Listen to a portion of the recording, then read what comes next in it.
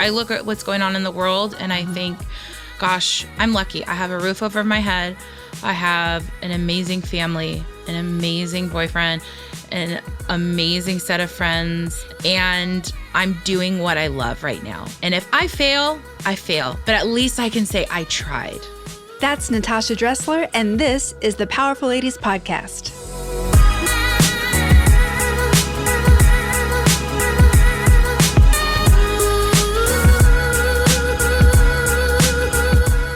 Hey guys, I'm your host, Kara Duffy, and this is the Powerful Ladies Podcast, where I invite my favorite humans, the awesome, the up to something, and the extraordinary to come and share their story.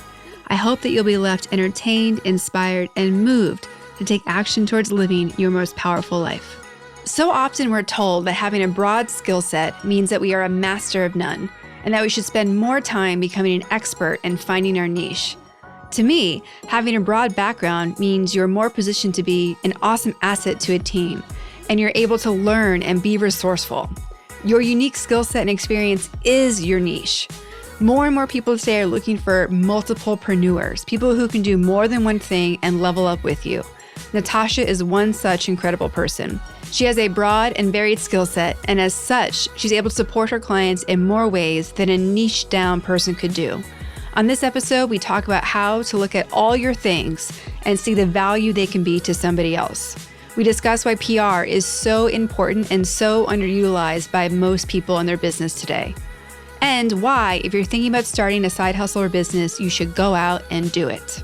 All that and so much more coming up, but first, if you're interested in discovering what possibilities and businesses are available for you to create and to live your most fulfilling life, please visit thepowerfulladies.com/coaching and sign up for a free coaching consultation with me. There is no reason to wait another day to not be living your best life, when you instead could be running at full speed towards your wildest dreams today.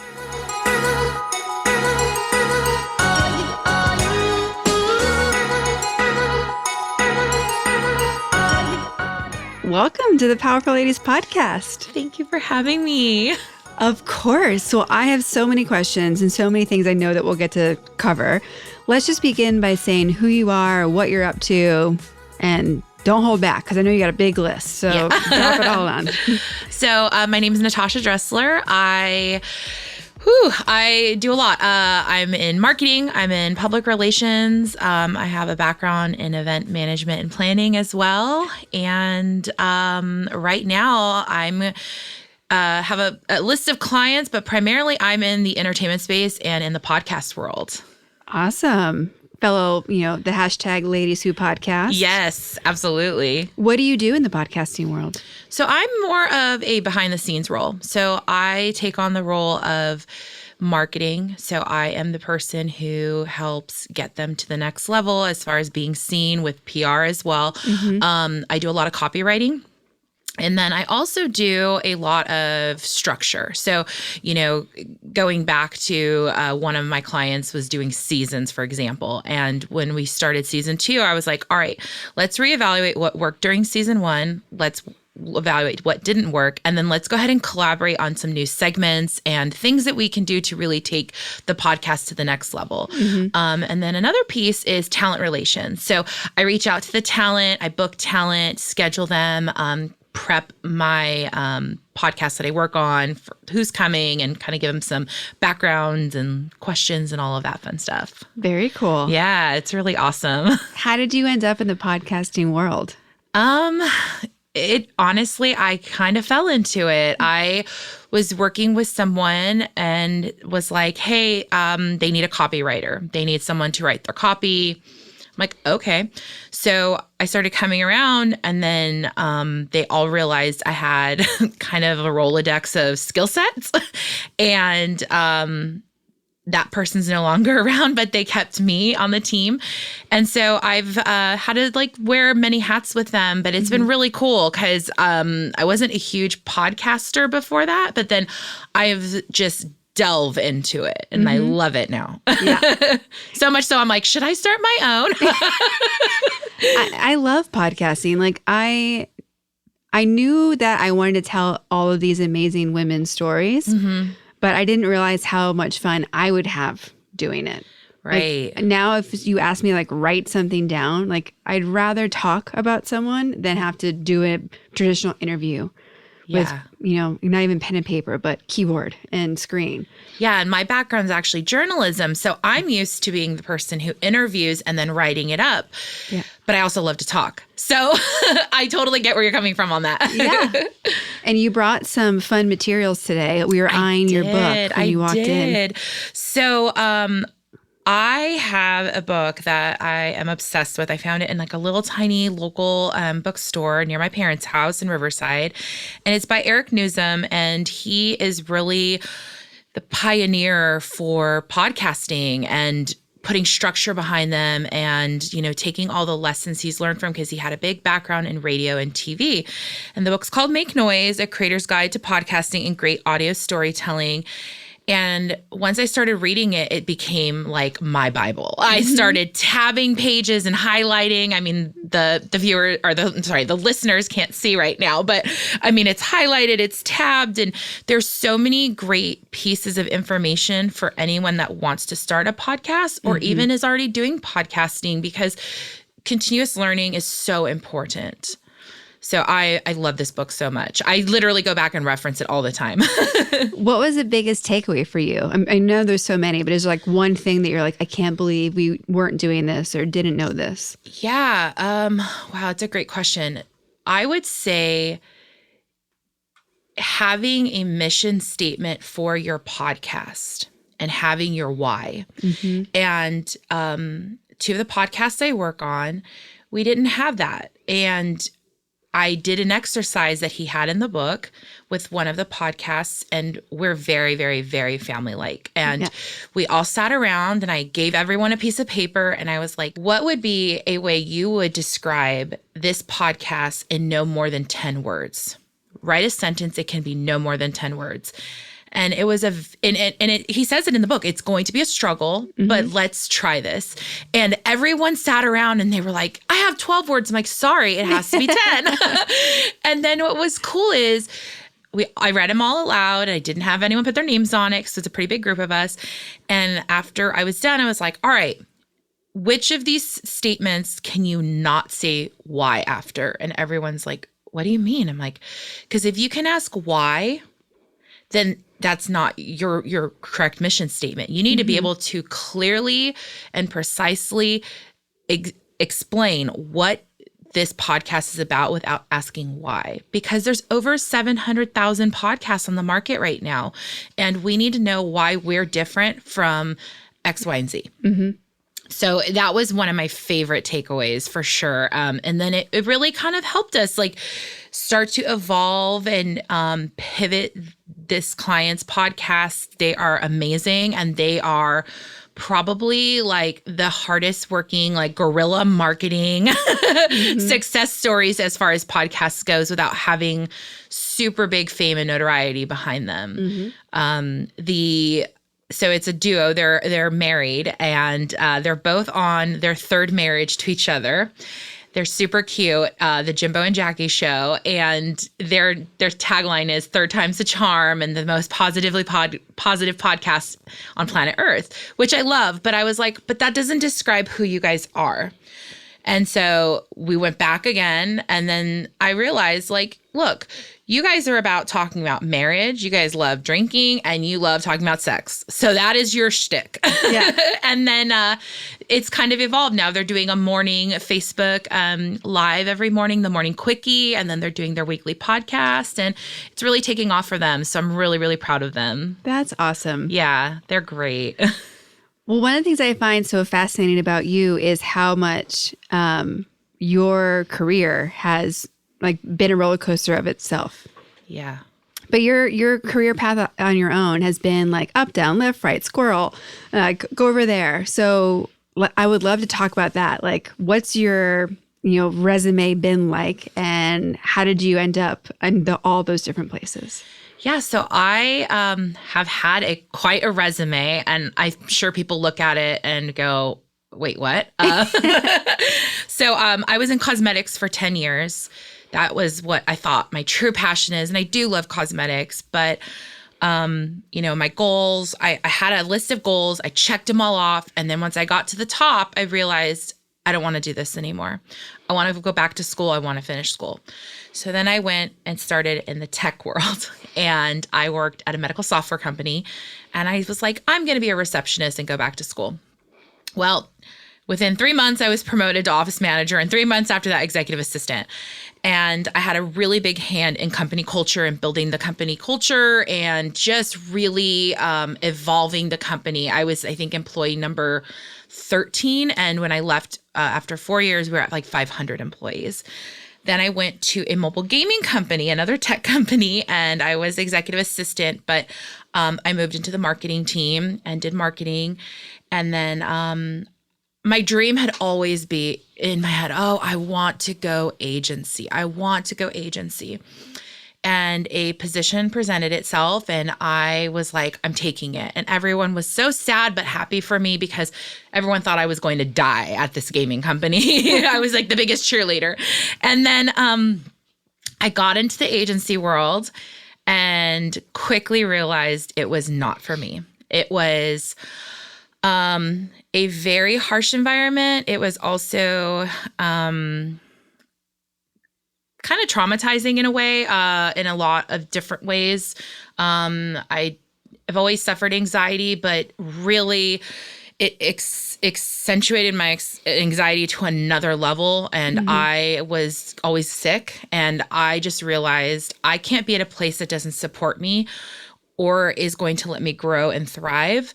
And that's when, this was actually a year ago, that I started thinking to myself, I think I need to do my own thing. And I had seen friends around me that had given up these amazing corporate jobs and were, quote, poor and making their dreams come true.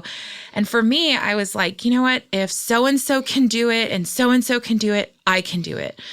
And it was a blessing in disguise. I got laid off and the company started restructuring, and I was like not mad about it. And I then started really focusing on marketing and networking and getting myself out there. And then that's kind of where I came to today, working for myself as a solopreneur. And it's been a big roller coaster in itself. As you know, working for yourself is a big struggle, but it is also so rewarding and so amazing and empowering at the same time. I wouldn't trade it for the world right now. Yeah. It's its own roller coaster ride of victories and excitement and drama and like, what did I do? And then like, it really is up and down. Yeah. But I know it's what I'm supposed to be doing. Right. And I think if you know, like, this is the thing I'm supposed to be doing right now, all that other stuff, like, it's not a big deal.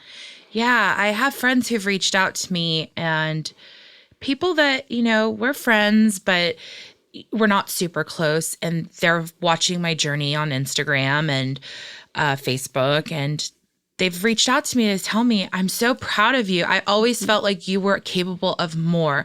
You've always done so well at building others up. It's now your time to shine and build yourself up. And I can't tell you how many times that's come through on a day that I'm like ready, like Britney Spears 2007, to shave my head and have a meltdown. But it's always so refreshing to hear. And especially from people that I admire and respect.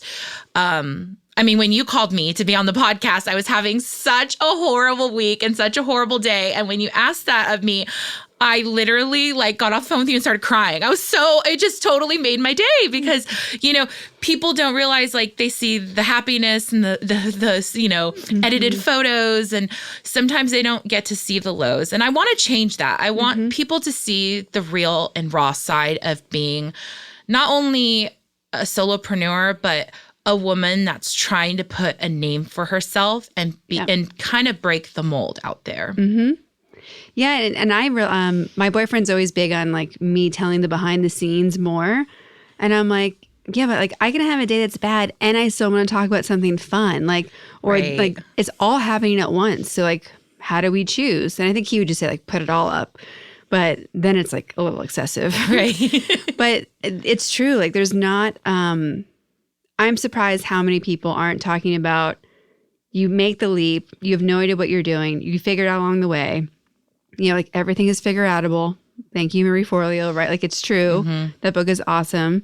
But when you're in it, it's like you're on a completely different planet, at least for a little while. Until the groove happens, until you know like, oh, look, I can do this. And you start building your confidence points and you have proof. And all of a sudden you're like, oh my gosh, this is 100 times bigger than I initially thought about. Right. And I'm like, how did I get here? And you're like, wait, what's happening? Like the train's going and you're like trying to run to catch up. Absolutely. And I have those weeks too where I'm like, oh my gosh, I have all these like clients and referrals coming in and I have these 14-hour, 16-hour days and I'm like, how do I juggle all this?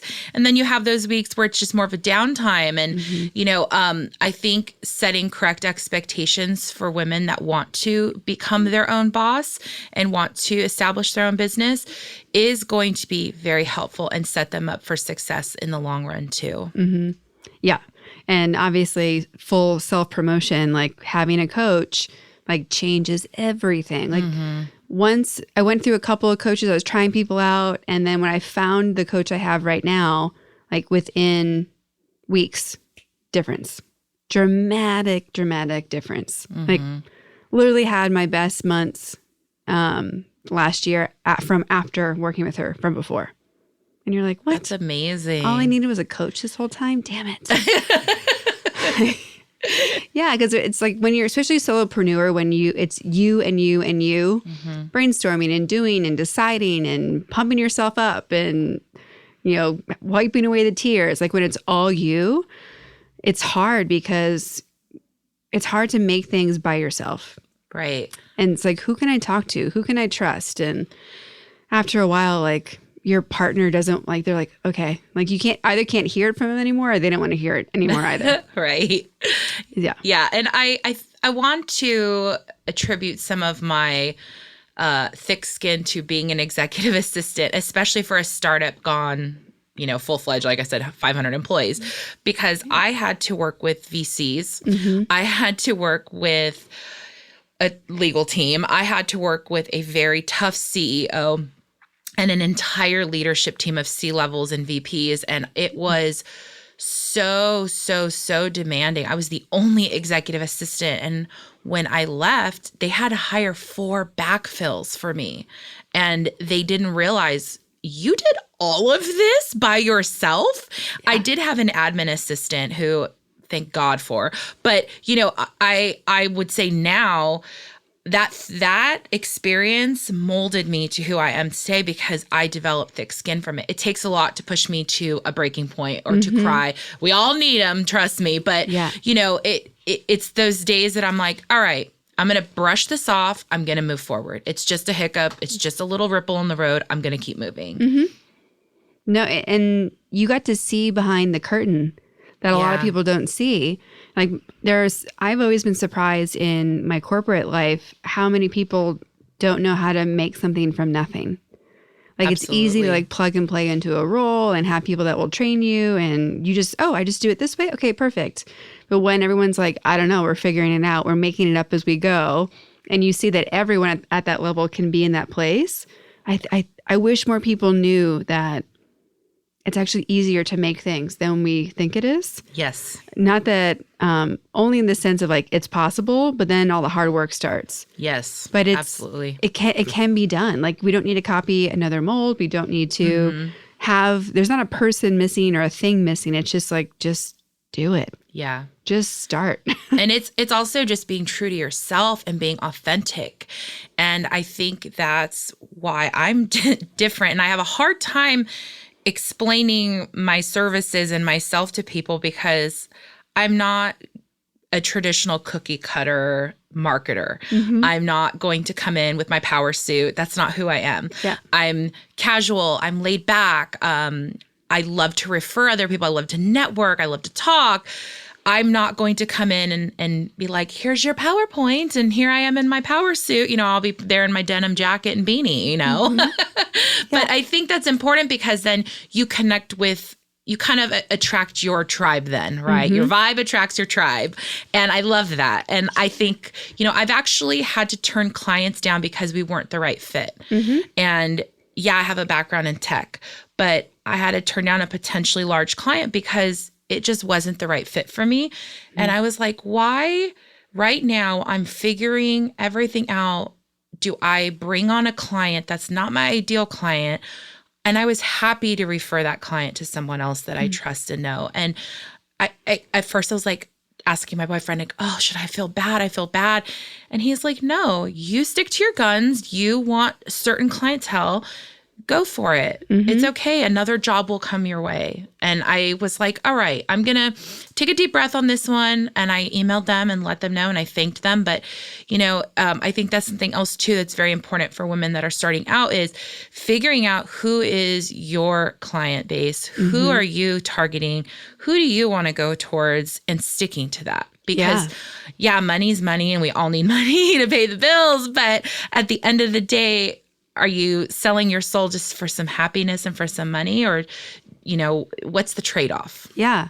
And it can be really confusing when you start taking on clients that aren't your ideal match, because it can muddle the services you offer. It can muddle your confidence and your ability to like really do this and enjoy it. I'm a full believer in not only being clear on who your target customer is, but like working with your like ideal people. Absolutely. Like, I've had clients that are like, can I hire my cousin or my, some family related person or my friend? I'm like, do you trust them? Can you be honest with them? Are they coachable? If you have yes for those things, and you can, then why not? Like, I'm building a business so I can work with all the people I like, not random people I've never met that might fit a profile. Absolutely. I've been burned by referring people. And so, just to come work at places I had been employed at. And I'm like, oh yeah, my friend is great, because I knew them on a personal level. And then they came in, I'm like, oh my God, they have the worst work ethic ever. And now it's a reflection on me. So that was a big life lesson when I was at the tech company, because I did bring in a lot of people I knew. I would say there was a few that I probably wouldn't have ever referred if I had known. Everyone else, thankfully, worked out. But I've always said that, like, moving forward, I will never refer to someone or hire someone if I don't personally know their work ethic and how it is to work with them, because you just never know. Yeah.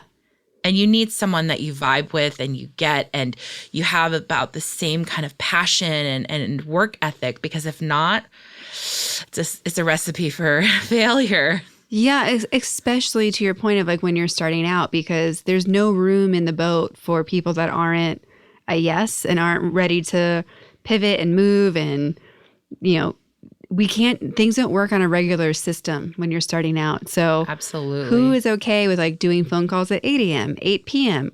During lunch, like having a Saturday brainstorming session, like doing the things so that it can all work together. And knowing that you like everyone on your team needs to be as diverse and willing to give them their whole selves. Absolutely. Their whole selves. Absolutely. And if you are someone that's listening and you want to set up a very strict schedule, and these are your office hours, and this is when you're going to work, and you have teammates that work for you that follow, perfect. But if you're someone like me that I'm going to work at 9 p.m., 11 p.m., 8 a.m., 5 a.m. I'm all over the place depending on what my clients' needs are. I need people to work with me on my team that are going to be just as flexible too. And we're making businesses we have fun. Yeah. Like, yes, the goal is to be profitable, and we're in it for the, the hustle of it. But really it's like, how do I have a great time, work with good people, and make money? Absolutely. It's their ands, not buts. Yeah. And I completely agree. I have another client of mine. It's a podcast, Feeling Good with Duddy. And Duddy is in the Dirty Heads, and everyone loves Dirty Heads and everyone loves Duddy. And it's funny because I wasn't a huge Dirty Heads music fan. Not that I didn't like their music. I just wasn't. I knew the stuff that was on the radio, right? Yeah. And so when I started working with him, because being in cosmetics 10 years, because I worked for Smashbox, I had always worked with celebrities. And it just, for me, I'm not that person that like goes, oh my gosh, and I think that was how we kind of clicked, because we would have these high profile like guests come in, and I didn't fawn over them. I've never asked for a photo. I'm not that person. And, but we have people come in and it is just so fun and so collaborative, and they just have crazy funny segments, and, their audience loves the fact that they can just get lost for that hour. They can just listen to someone talk about shitting themselves. Literally, that's a segment on the show. And they eat it up. They think it is the best thing ever. And I mean, I sometimes am in the green room, like crying, laughing as I'm taking notes. I'm like, gosh, like sometimes, that segment really wouldn't work on this show. It wouldn't. Totally different audience. Oh, right. So I'm sure there's a time and a place when there will now be a story like that. I think you may have like jinxed us, but yeah. Yeah. But yeah, it's like I said, it's fun. It lets you relax. So sometimes I'm like, I don't feel like I'm working, but I'm working. And I'll re-listen to the podcast when I write the copy. And I'm like, man, I didn't remember that joke, and I didn't hear this, and I didn't hear that. And it's great because then it gives me ideas to craft the content for social media for them. Yeah. And it's just, oh my goodness, they're just great. And this is kind of an interesting story with them. When I came on, they had about 3,500 Instagram fans. And I was like, okay, how am I going to grow this audience? A lot of them know him. His brother is his co-host, who's hilarious. And I'm like, I know, community engagement. And I just started writing them back and doing contests. And now we're at like 14,300 fans. And that was within like a 7-month span. And it has been great. They've grown. They post pictures. They tag us every time the podcast drops. It's like, oh my gosh, I know I'm going to get slammed on social because they're going to be posting and I'll be reposting. And they just love that we actually recognize them, because this is someone they look up to. And he does see all of the posts. He does actually read all of the comments. And I think sometimes the fans think like, oh, it's a rock star, he doesn't care. But he cares so much. He cares so much about the content, so much about what's going in. I mean, and we have these brainstorm sessions, and he's very vocal, and he really wants it to succeed, because for him, it's a nice outlet from just doing the music thing. Yes. Well, it's nice having that community and connection. Absolutely. Like, sure, you can get it when you're on stage, you can get it after, before, but it's different when it's like right here. Like, we're having a conversation right now. Absolutely. And doesn't matter where you are in the world. And the fact that you can do that now it's just cool. Yeah, it's so cool. If you like people, it's cool. Yeah. Absolutely. It's super fun. It's super cool. When you think about powerful ladies, like, what comes to mind for you? What does that mean? Oh, that's a great question. I feel like a powerful lady is someone who's unapologetic. She is someone who is paving the road for others after, someone that is very strong. And I love the word powerful. I've been fortunate enough to have powerful ladies in my life, my mom being one of them. I called her on my way up here and I was like, Mom, I'm so nervous. And I've done public speaking. I mean, I'm not one to get nervous. I was so nervous for some reason. And my mom was like, you know what, honey, suck it up, buttercup. You wanted this, you're accomplishing things. I'm proud of you, but you know what? I'm busy. I'm gotta go. Bye. And I'm like, oh, wow. Moment of truth with Mama Renee. And then she texts me right after and she's like, I love you. I'm so proud of you. Like I said, suck it up, buttercup. And, my mom is just such a strong force. And I have always just admired her because she has worked so hard in her life and she rarely complains.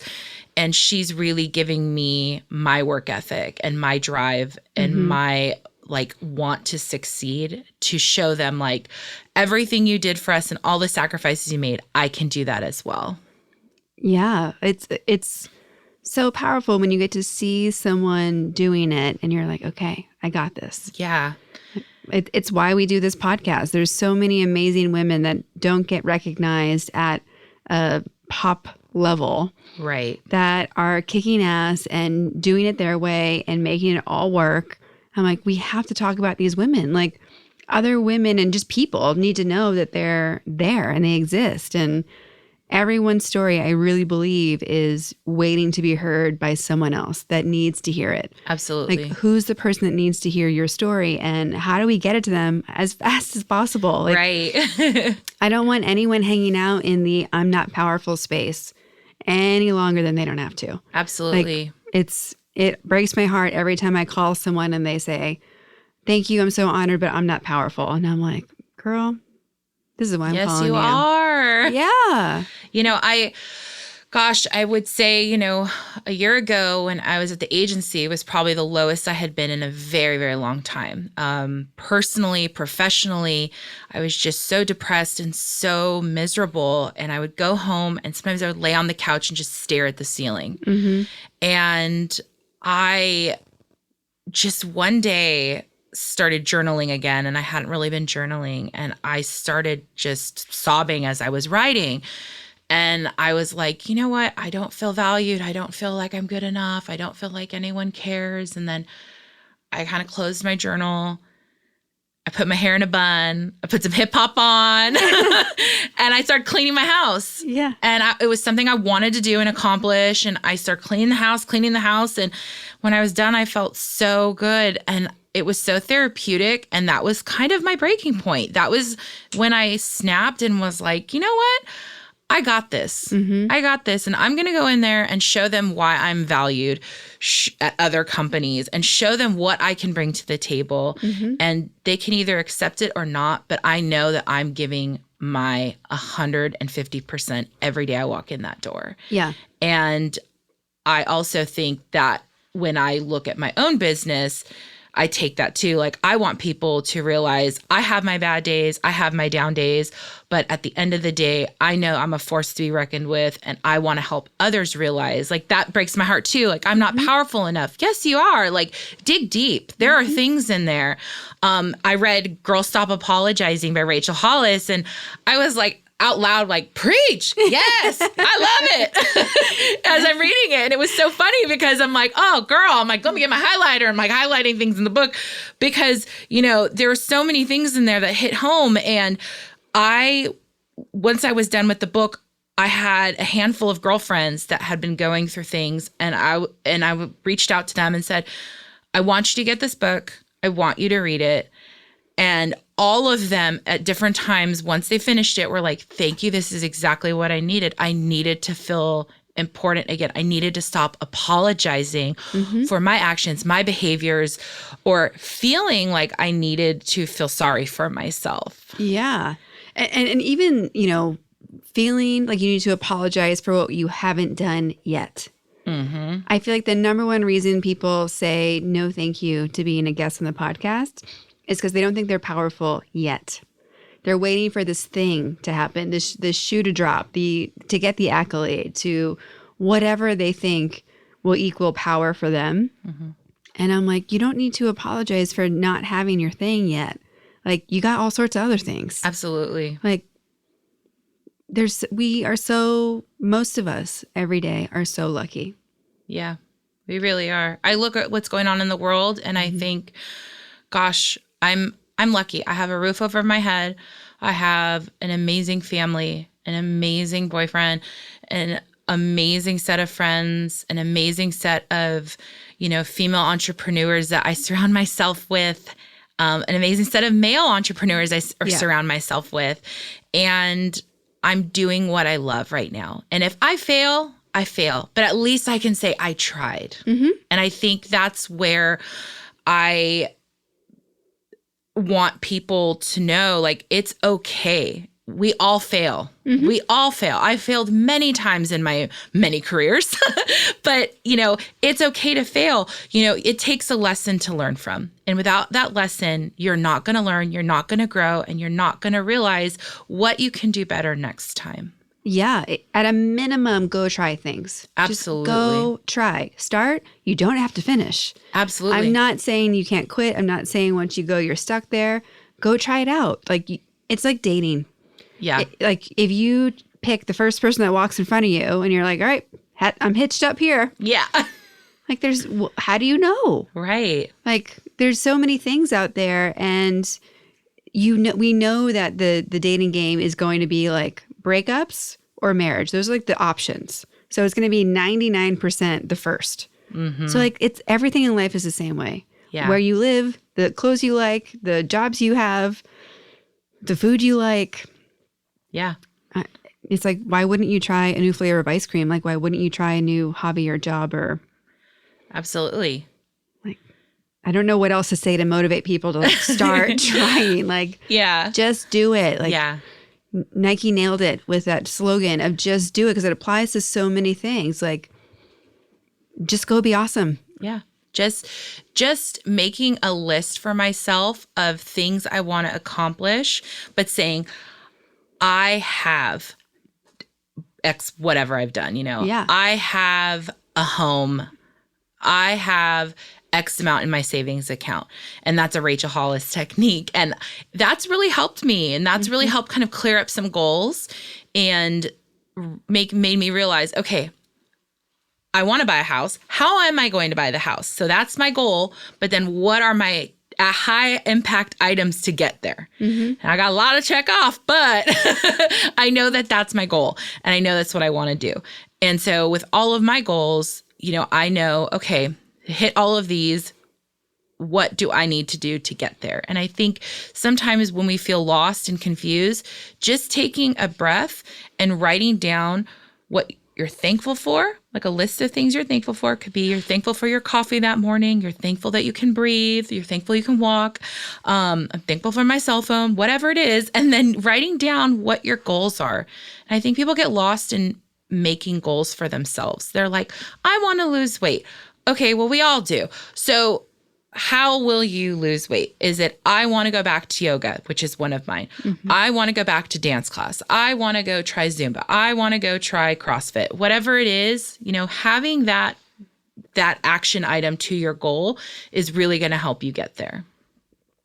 And not being afraid to have goals that are big. Absolutely. And audacious. Now, are you going to have to break them down, like you were saying, to something that you can actually take on right now? Sure. But I mean, we have this one life to go and do all the cool shit we can. If you are not doing cool shit right now, like, just stop, make a left turn, go for it. Absolutely. Like, there's a part of me that almost doesn't understand people who are okay with like just having an okay life. Yeah, complacency. Yeah. I don't get it either. Especially, it's one thing if you're like, this is my life and I love it. Go. That's what I want everyone to get at.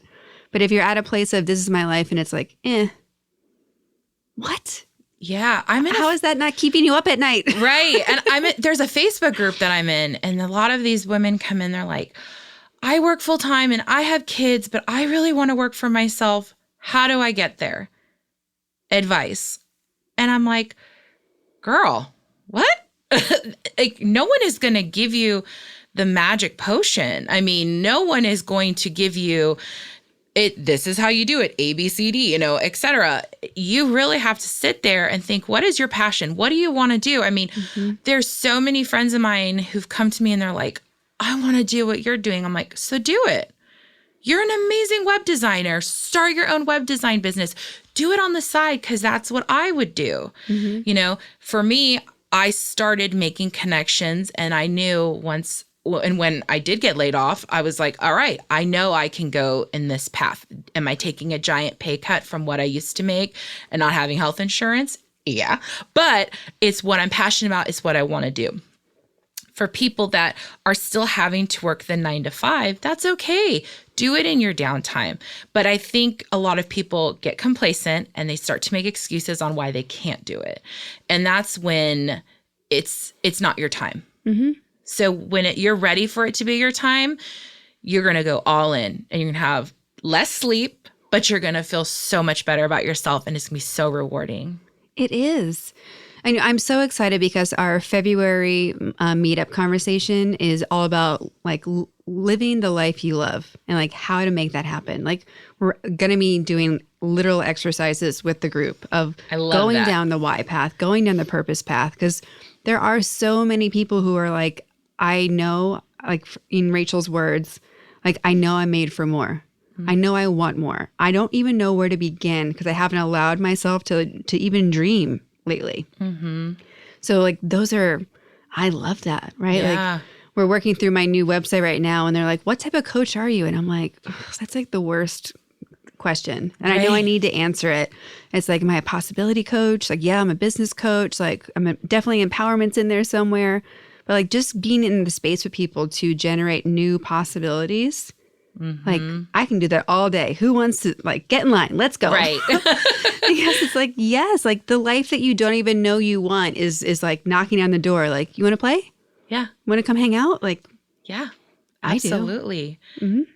And you can do it. And that's what I want to stress to everyone listening. You can do it. I promise you.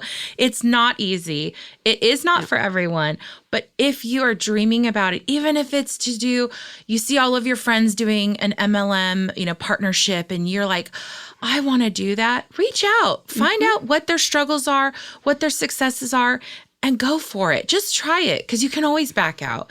If you want to become a lifestyle fitness coach, then go for it. Start reading about it. Get your books. I mean, I'm all about continuous learning. So reading is so important. Watching webinars, I also think people really miss the boat on networking. Yeah. And going to events and going out and meeting others.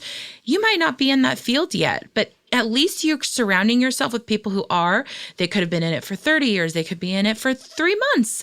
You never know. And you can meet someone that you attract to, and you guys really can build a strong connection, and then you can move forward. Yes. There's so much between networking and planting seeds that you've spoken to that I think are so important. Like everything you're doing, you're planting a seed when you meet people, when you take a different course, when you, hey, like I can do that. Like, oh, let me help you. Even if you're doing it for free to start with people, but you're planting these seeds to see what starts to grow. Like which of these options are going to be the one that light you up? Absolutely. And so many people are nervous to try a new career, or they're like, I don't know exactly what it's supposed to be, but I like these things. I'm like, just, you got to try one on. Like you'll never be able to tell from the outside if you like it or not, or what it really entails. Because I mean, you and I both know that 90% of the job that you really do is nothing that's written on the job description. No. Ever. Yeah. There's so many things I do in my day to day that I'm like, I was actually just doing my website, phase 1. It's very basic. And I'm trying to explain my services. And I'm like, gosh, there's so much, and people don't know all the back work you do. There's so much back work, and that's the webinars, that's the phone calls, that's the, hey, can I have a favor? Can you do this for me from a connection you've made? Reading and just sitting there. Sometimes I get inspiration from watching TV. Yeah. Like ideas. I'm like, that'd be a funny segment. Oh, that would be like funny to talk about online, on Reddit. All of those type of things give me inspiration. And then I shoot it off to the clients and see what they think. And if they like it, we go with it. If not, okay. I tried. I love pitching new ideas. When you look at the women who have been in your life, and men as well, who are the ones that have really guided you to be courageous and bold? You mentioned your mother earlier. Like, who else has been people that have lit the path for you or put a fire under your ass if that's what you needed instead? Yeah, well, definitely my mom and dad. So my dad is an immigrant from Germany. I am definitely first generation. I'm 50% German, 50%, I call her California Mexican, but my mom cooks better German food than she does Mexican. But my Oma and Opa from Germany, decided they wanted a better life. And my Opa actually came over first. And something that I learned as I got older, and this was never told to me as a child, was that my Opa would work during the day at a family restaurant bakery that he was building to bring my Oma, my dad, and my aunt over from Germany. And at night, he would clean restrooms, and he was like a janitor. And my aunt, when I was telling her about me wanting to work on my own, she was telling me about my Opa, and she's like, Opa always said, money's money. And Opa never complained. He always worked hard, and he would have sometimes 3 to 4 jobs, and he saved all his money. But when we moved here from Germany, we had a brand new house with brand new furniture, and we were so poor in Germany that we saw what hard work could do. So my entire life, I've had just this amazing family that there's no excuse for anything. You want to try it? Go for it. Mm-hmm. If you fail, you failed, but at least you've tried it. A huge support has been my boyfriend. There's so many days I'm like, I just don't know if I can do this. I don't know if I'm good enough. Maybe I should go back and get a job in house. And he's like, no, this is what you're meant to do. This is what you're meant to do. And I have to sit there sometimes and he is so passionate about me moving forward. It's been so amazing to have that support system because it's hard. It gets lonely at times. And sometimes you're just like, I don't know what I'm doing here. Where am I going? And then I have some really amazing friends that just really light the fire under me as well. And they've just been trailblazers. One of them you work with, Janelle Castro. She actually was one of my biggest inspirations for going out on my own. She, 2 years ago, we worked together at the gaming company, and we were both on the marketing team, and she quit. She's like, I'm going to do my own thing. I've been saving up money. And I thought she was nuts. I'm like, what? You make great money. We get all these perks here. We have free snacks and a rock wall and then, company trips. And I'm like, why? And she's like, it's my time. And then a year ago, I was like checking in with her because we stayed in contact. And I was like, hey, so how's it going? And she was telling me all these wonderful things. And she called me one night. She's like, you've been on my mind. And and this is probably about, I would say like 8 months ago. She's like, you're on my mind. And I'm like, oh my gosh, that's so funny. I've been thinking about you lately. And she's like, yeah. Have you started your business yet? And I'm like, no, but that's funny because I'm literally sitting here writing out like my business plan. Mm-hmm. And she's like, I want you to know I love you. I support you, but you need to do this. Like, you're meant for greatness. You're meant to do more. And I just want to tell you, I love you and I appreciate you. And I was like, oh my gosh, we have a nickname for each other. I'm like, Craw, oh my God. And it's an old inside joke, but I just was so grateful for her and all of her, we have a big age gap between us, but she is just this young spitfire, and she is so determined, and she takes every bit of feedback, and she keeps her head so high. And I'm like, man, she is someone I admire and truly look up to. Mm-hmm. Everything I've created is a fully selfish position. Powerful Ladies, my coaching business, like I just get to pick and choose awesome women to surround myself with for me. Right. It just happens that like we get to give a lot away in that process. But I would never, who you spend time with is so important, right? The top two things are who are the 5 people you spend the most time with, and were the 5 last books you just read. They're going to determine what's next for you. And I really believe that. Absolutely. It's your people and your continued learning that are going to see what is available to you.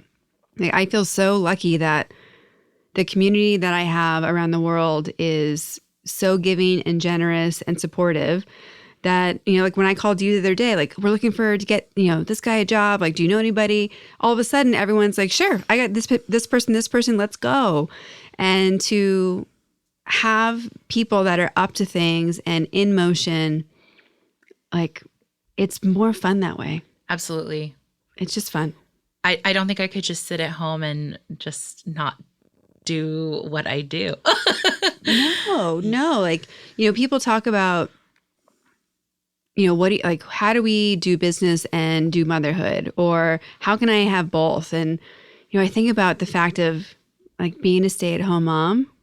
I'm like, I think I would be one of those high energy mothers, I would get bored. Like I would end up being on PTO and volunteering and like doing 18 side hustles. And I'm like, no, I need to be doing something. If I'm bored, it's dangerous for the world. Yeah. No, I'm kind of in the same boat. I look at my sister who is a stay-at-home mom, and she wanted to do it. She had a great corporate life, and her husband and she decided once that she had the kid, she was going to stay home. And I go over and help with my nephew at times, and I'm like, girl, how do you do this? And I think to myself, I don't know. Like, I have so much respect for women who are stay-at-home moms and then also have side hustles. Like, girl, I don't know how you do it, but, kudos to you. Or the moms that go out and work corporate jobs and, come back and have their kids too. I mean, being a parent is hard. I don't have any kids, but I have 3 nephews, another on the way, and they exhaust me. I'm like, oh, here, now I'm handing back. Like, I can't do it anymore. Yeah, it's amazing. We never know what our capacity is. Absolutely. Like, there's always room to take on more. It's just, how do you do it smarter? Like, what are you letting go to let more things in? Yeah. And my sister's really nailed that down. She's also a very powerful lady. She is amazing. She is that person that, again, she's younger than I am. And I really look up to her because she has done a great job of raising my nephew. She also is a great, mentor for a lot of us in our family. We always used to call her Little Mom when we were younger because she would act like the mom of all of us, but she was the youngest. And, she just really, when she was done with college, she was my admin assistant for a little while. And then she had a government job, and she just thrived and got promoted super fast. And she just knew what she wanted and had that clear path for herself. And now being a mother, she's just doing great. And it's so funny. She joined a mom's club in her city, and right away, like within the first 3 months, they were like, do you want to be the president? And she was like, oh my gosh. I'm like, come on, you want to. So, and now she's like calling me or FaceTiming me. I need to do this on the Facebook page. Oh, can you design this for me in Canva? Can you do this? And I'm like, oh my God, girl, can you hire me? So, she's doing great with her like resources, and as I say, like, you don't have to just be a stay-at-home mom. You can do so much more with that. And if that's what you want to do, that's what you want to do. But like she, for example, like she's just, now president of her, mom's group in her city, and, loving it, going to Gymboree and making friends with all the moms and having little play dates and meetups and breakfasts at her house. I'm like, girl, you're just connecting everyone too. Yeah. I mean, there is so much happening all the time, all the time. When we look at PR and how that impacts businesses, what do you think are some of the mistakes or things people aren't thinking about where they could really use PR to their advantage? Oh, wow. Yeah, that's a great question. I think people overlook PR because they think it's just someone standing beside you as your publicist telling you yes or no. What they don't realize is that PR is branding, PR is storytelling, and PR is getting your name out there and not just to media outlets. For me, I think PR goes hand in hand with so much, whether it's sponsorships, whether it's getting you a speaking engagement and not having to be by your side, copywriting for you for that speaking engagement. A lot of companies just think that the news is going to come to them. Or if I apply for Orange County Business Journal, best places to work, everyone's going to want to work here. No. That's not true. You need someone on your team that knows what it's like to tell your story and to get you out there. And it's, like I said, influencer marketing. It is having an event. I think events are so powerful, whether it's a meetup or it's a music event or it's a seminar. When I think of events, I think along the lines of doing something that is either a corporate event, which people are brought into your company, where they're doing, a educational seminar, whether it's someone from your team or you bring someone in to do that. It's also philanthropy based. I'm huge on charity, and I think that gets your name out there. And yeah, it's a little selfish because you're using charity to get your name out there, but at the same time, you're also doing great and you're doing good. And I think that people really miss the boat on that, and they really, really, really like let that ship sail. And it's so sad because there's so much need, and the need is never going to stop. Mm-hmm. So, when I was in the corporate world, I did, I guess I would say, PR, quote unquote, by doing a lot of these things without the title. But PR is so important to you and your brand, and I can't stress that enough. I had a potential client contact me for PR services, and I put together this proposal. And in the proposal, I was like, I also think your social media management needs a lot of help because your branding is nice, but your social media is really off. Mm-hmm. You guys really need to get into the event space and lifestyle and affiliate marketing and blah, blah, blah, blah, blah. And then for PR, this is what I would do. And they came back with a no because they just wanted to pitch to media companies. And I sat there and I was like, what? Okay.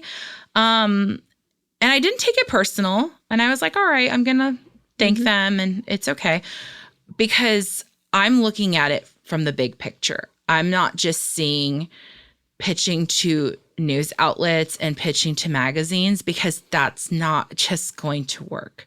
Sure, you can have a beautiful spread, but that isn't telling your story, and your story needs to be told. I couldn't agree more. I have so many clients come to me wanting something really specific in the marketing space or in the sales space. And I have to say, like, no, like either you don't know your why yet or your product isn't clear. But then is it the right move for you now? Like, the worst thing that can happen to a business is you get a huge push and there's nowhere for people to go, nothing for them to do. You're not ready. Absolutely. When all the people show up. It's like, it's such a waste of money and time to invest in a big marketing push. And then you're like, then what? Right. Do you have customer service set up? Do you have follow-up set up? Do you have a community management plan in mm-hmm. place?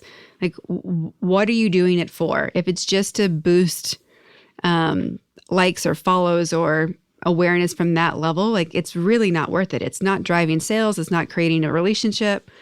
There's so much to it. And you don't need to do it all at once, but you have to do it fully. Absolutely. It can't just be a splash and then like, okay, what's next? Absolutely. And I think people get lost in that, and mm-hmm. they don't look at the bigger picture, and they're like, nope, we just need traditional PR. I need to do this. Okay, well, that's fine. I can send out 75 emails if you'd like, but that's not going to take you to the next level. Yeah. And because I have such a broad skill set, I like to say PR goes hand in hand with so many other facets of marketing. So I'm not going to be the traditional publicist. I'm going to be the one that kind of takes you to the next level, because I'm going to utilize all my other skill sets to mm-hmm. help take you to that next level. Yeah. And making sure you have a plan before you launch all this stuff. You know, we have an online community coming for Powerful Ladies, and can't wait. It's going to be so great. I'm really excited about it. And it's been in demand for 5 years now, because we're a global community and everybody wants to connect and everyone wants to know each other, because when they do meet, they're like, we love them. I'm like, I know, everyone in this group is incredible.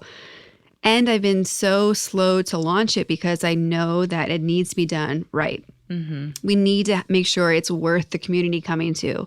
It needs to be, we have to have the structure in place so that once we, strike the match, it's going to go. Yes, absolutely. And I don't want to let this group down. Like, the people we have in the Powerful Ladies community mean so much to me. Mm-hmm. And we're making this for the community. We're not making it for me. We are partly because I love it, but it's really making sure that we're delivering on our promise to empower people to live their best life. Absolutely. So if we deliver something out into the world that's not fulfilling that, it's a failure. Like, it's not worth us doing. Mm-hmm. And I think sometimes businesses create things for the sake of creating it and checking the box versus it tying back to your mission and your purpose. And once you make it, then what?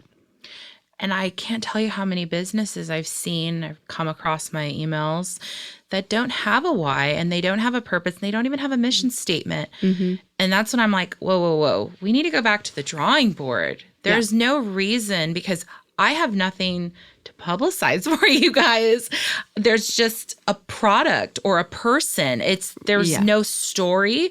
There's no why. And that is so important, because then why would someone invest in you as a person or a product when they don't know why they're investing in it or what they're investing in? Why and what? Absolutely. Yeah. You need to answer all the questions. All the questions. When you look at how you make sure that you are operating at your best for your clients and yourself, what are things that you've put into your structure to be at your best before you even begin? Well, I've already spoken about continuous learning. I think that's so important. I'm also, because of my background being an executive assistant, really organized. So my emails are very organized. I set reminders when to call people back. I make sure I do follow-ups. I live in still a paper planner. I'm still a planner person with colored pens and highlighters. As you guys saw with my book, everything's tabbed and highlighted. But making sure I'm organized so that if I have a client who isn't organized, I can help them. And I think that is very helpful, because one of my clients, they're great, but they're not very organized. And I have to be that person for them, be that mini project manager. So I think that's very, very, very important. And then I also allow myself downtime. And I think that's so important, and something we forget to do is allowing yourself an unapologetic day off. And I did this recently, and I felt guilty for 2 seconds, and I was like, okay, I'm over it. And it was such a nice day to just do whatever I wanted to do. And that day was lay on the couch, read a book, and just hang out with my dog. And I was happy as a clam. And, took a shower at like 4 p.m. But doing that kind of helped me reset. And I thought that was so important, because sometimes I just keep working. And then I'm at the burnout phase, and I'm like, oh no, I need to stop. I need to reset, and I need to take some time for myself and be unapologetic about it. What are you excited about for this next year? Oh, I'm excited for so much. I'm really excited to see where my business is going to take me. I'm so excited to see my friends thrive too. I'm very, very, very big into cheering all of my friends and family on. I'm really excited to see how the Powerful Ladies group turns out. I'm so excited for all of that and working with you. And I'm really excited to take my clients who are like second family to me to the next level. And I know in my heart of hearts that they are going to get there, because they invest so much of their own energy and time to make it. I just can't wait to see that. Just them blow up.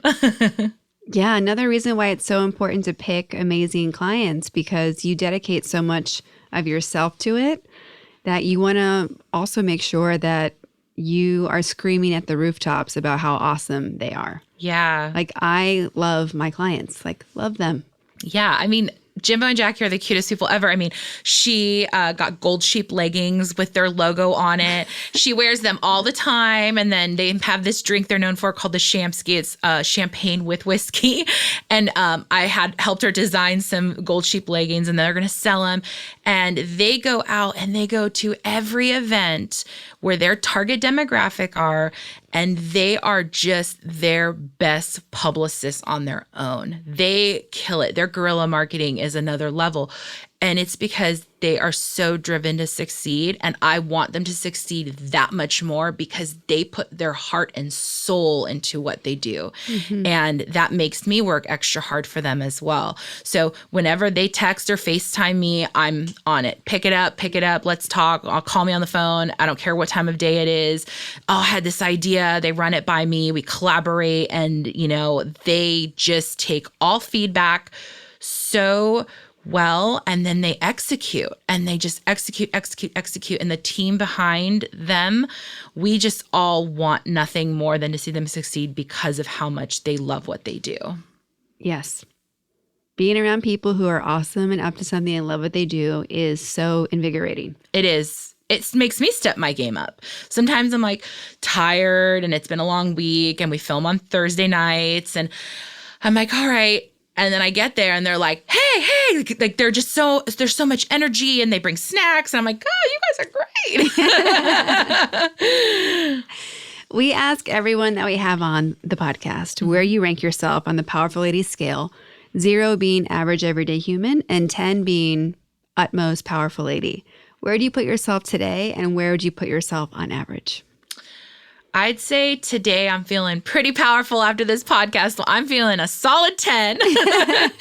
I would say on average, because I'm still growing and because I'm still figuring things out, probably an 8. Yeah. I feel that I can get to a 10, but right now I'm probably about an 8. I have times of weakness, but for the most part, I keep my head high and I work as hard as I can and I just keep trying to move forward.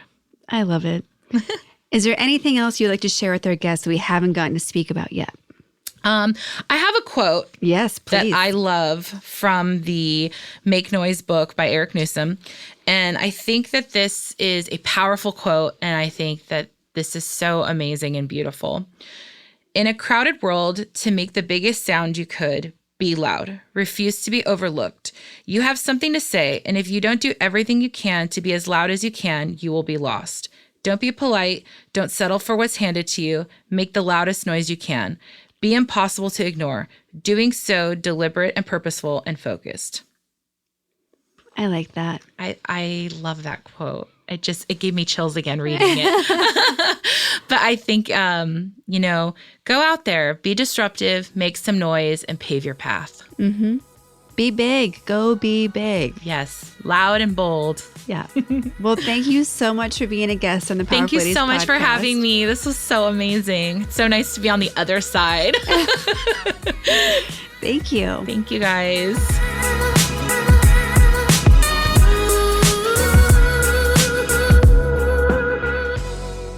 I love Natasha's energy, her optimism, her ability to be a yes to taking on the world and whatever opportunity crosses her path.